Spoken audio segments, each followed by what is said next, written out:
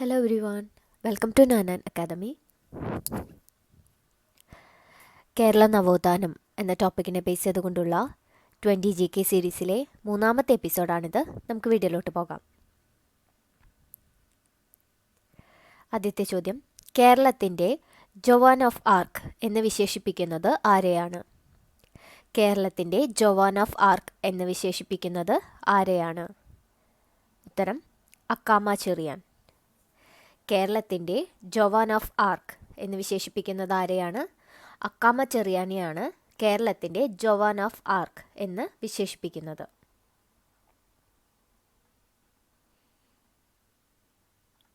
അടുത്ത ചോദ്യം, വേദാധികാര നിരൂപണം എന്ന കൃതി ആരുടെ രചനയാണ്? വേദാധികാര നിരൂപണം എന്ന കൃതി ആരുടെ രചനയാണ്? ഉത്തരം ചട്ടമ്പി സ്വാമികൾ. ആരാണ് വേദാധികാര നിരൂപണം എന്ന കൃതി രചിച്ചിട്ടുള്ളത്? ചട്ടമ്പി സ്വാമികളാണ് വേദാധികാര നിരൂപണം എന്ന കൃതി രചിച്ചിട്ടുള്ളത്. ആരുടെ രചനയാണ് വേദാധികാര നിരൂപണം? ചട്ടമ്പി സ്വാമികൾ. അടുത്ത ചോദ്യം, ഇന്ത്യയുടെ തപാൽ സ്റ്റാമ്പിലും നാണയത്തിലും ഇടം പിടിച്ച ആദ്യ കേരളീയൻ. ഇന്ത്യയുടെ തപാൽ സ്റ്റാമ്പിലും നാണയത്തിലും ഇടം പിടിച്ച ആദ്യ കേരളീയൻ ആരാണ്? ഉത്തരം ശ്രീനാരായണ ഗുരു.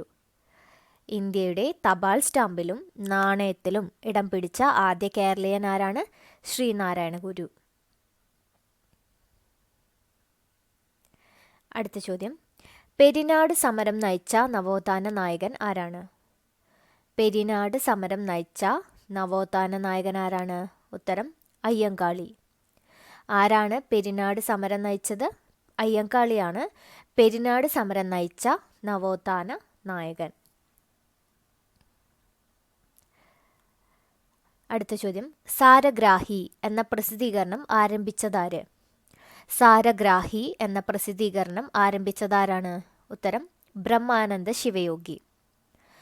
സാരഗ്രാഹി എന്ന പ്രസിദ്ധീകരണം ആരംഭിച്ചതാരാണ്? ഉത്തരം ബ്രഹ്മാനന്ദ ശിവയോഗിയാണ് സാരഗ്രാഹി എന്ന പ്രസിദ്ധീകരണം ആരംഭിച്ചിട്ടുള്ളത്. ആരാണ് സാരഗ്രാഹി ആരംഭിച്ചത്? ബ്രഹ്മാനന്ദ ശിവയോഗി.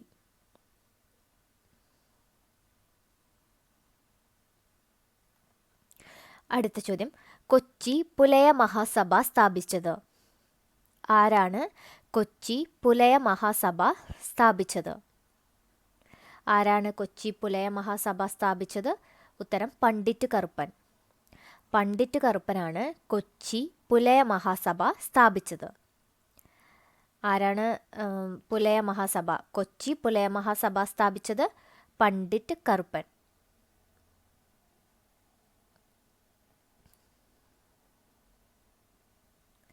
അടുത്ത ചോദ്യം, മന്നൻ ജയന്തി എന്നാണ് നമ്മൾ മന്നൻ ജയന്തി ആഘോഷിക്കുന്നത്?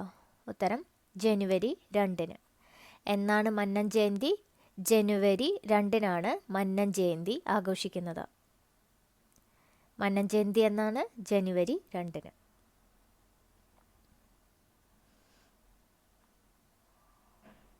അടുത്ത ചോദ്യം, നിർഗുണോപാസന അഥവാ വിഗ്രഹമില്ലാത്ത ആരാധന പ്രചരിപ്പിച്ചതാര്? നിർഗുണോപാസന അഥവാ വിഗ്രഹമില്ലാത്ത ആരാധന എന്ന ആശയം പ്രചരിപ്പിച്ചതാരാണ്? ഉത്തരം വാഗ്ഭടാനന്ദൻ. നിർഗുണോപാസന അഥവാ വിഗ്രഹമില്ലാത്ത ആരാധന എന്ന ആശയം പ്രചരിപ്പിച്ചതാരാണ്?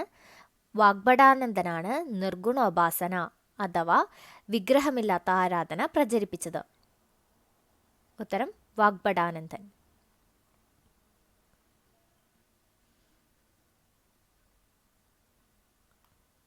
അടുത്ത ചോദ്യം, ആരുടെ ആത്മകഥയാണ് കണ്ണീരും കിനാവും?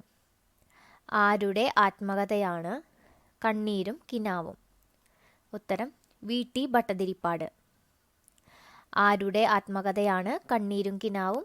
വി.ടി. ഭട്ടതിരിപ്പാടിൻ്റെ ആത്മകഥയാണ് കണ്ണീരും കിനാവും.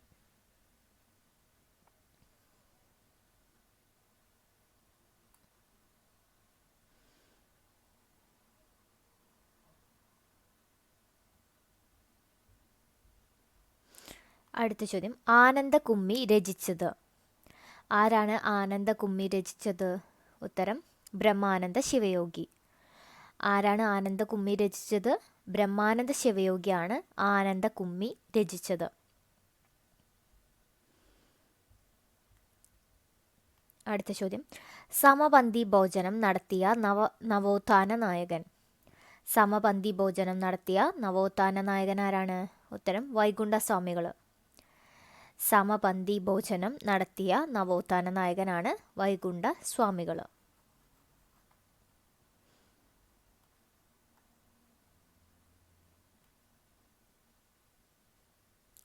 അടുത്ത ചോദ്യം, സഹോദരൻ അയ്യപ്പൻ ആരംഭിച്ച ദിനപത്രത്തിൻ്റെ പേര്.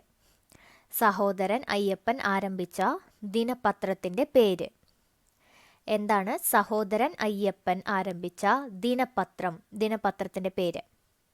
ഉത്തരം വേലക്കാരൻ. വേലക്കാരൻ എന്ന ദിനപത്രം ആരംഭിച്ചതാരാണ്? സഹോദരൻ അയ്യപ്പനാണ് വേലക്കാരൻ എന്ന ദിനപത്രത്തിന് തുടക്കം കുറിച്ചിട്ടുള്ളത്. ചോദ്യം, സഹോദരൻ അയ്യപ്പൻ ആരംഭിച്ച ദിനപത്രത്തിൻ്റെ പേരാണ്? ഉത്തരം വേലക്കാരൻ. അടുത്ത ചോദ്യം, വാകത്താനം ലഹളയുമായി ബന്ധപ്പെട്ട നവോത്ഥാന നായകൻ. വാകത്താനം ലഹളയുമായി ബന്ധപ്പെട്ട എന്ന് വായിക്കുക. വാകത്താനം ലഹളയുമായി ബന്ധപ്പെട്ട നവോത്ഥാന നായകൻ ആരാണ്? ഉത്തരം പൊയ്കയിൽ യോഹന്നാൻ. വാകത്താനം ലഹളയുമായി ബന്ധപ്പെട്ട നവോത്ഥാന നായകനാണ് പൊയ്കയിൽ യോഹന്നാൻ.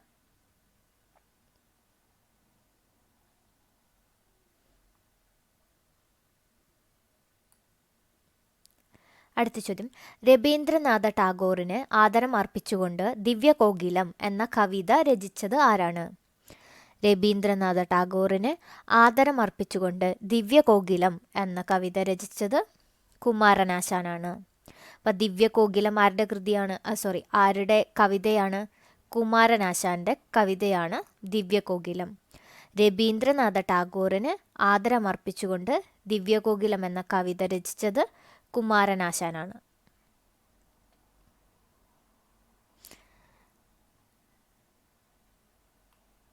അടുത്ത ചോദ്യം, നിരീശ്വരവാദികളുടെ ഗുരു എന്നറിയപ്പെട്ട നവോത്ഥാന നായകൻ. നിരീശ്വരവാദികളുടെ ഗുരു എന്നറിയപ്പെട്ട നവോത്ഥാന നായകൻ ആരാണ്? ഉത്തരം ബ്രഹ്മാനന്ദ ശിവയോഗി.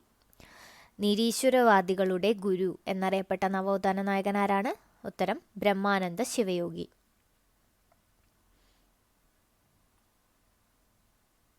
അടുത്ത ചോദ്യം, വേല ചെയ്താൽ കൂലി കിട്ടണം എന്ന മുദ്രാവാക്യം മുഴക്കിയത്. വേല ചെയ്താൽ കൂലി കിട്ടണം എന്ന മുദ്രാവാക്യം മുഴക്കിയത് ആരാണ്? ഉത്തരം വൈകുണ്ഠസ്വാമികൾ.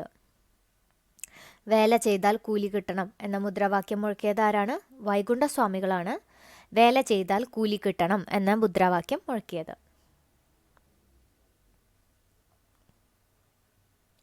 അടുത്ത ചോദ്യം, ഒരു ജാതി ഒരു മതം ഒരു ദൈവം മനുഷ്യന് ഈ വാചകമുള്ള ശ്രീനാരായണ ഗുരുവിൻ്റെ കൃതി ഏതാണ്?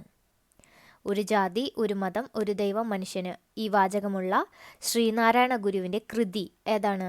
ഉത്തരം ജാതി മീമാംസ. ഒരു ജാതി ഒരു മതം ഒരു ദൈവം മനുഷ്യന് ഈ വാചകമുള്ള ശ്രീനാരായണ ഗുരുവിൻ്റെ കൃതിയാണ് ജാതി മീമാംസ. അപ്പോൾ ജാതി മീമാംസ എഴുതിയിട്ടുള്ളത് ആരാണ്? ശ്രീനാരായണ ഗുരുവിൻ്റെ കൃതിയാണ് ജാതി മീമാംസ.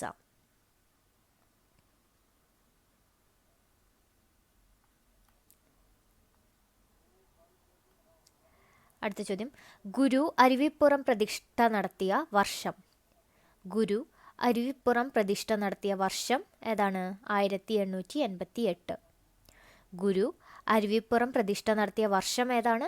1888. ഓക്കെ. അടുത്ത ചോദ്യം, BBC-യിൽ മലയാളത്തിൽ പ്രസംഗിച്ച നവോത്ഥാന നായകനാരാണ്?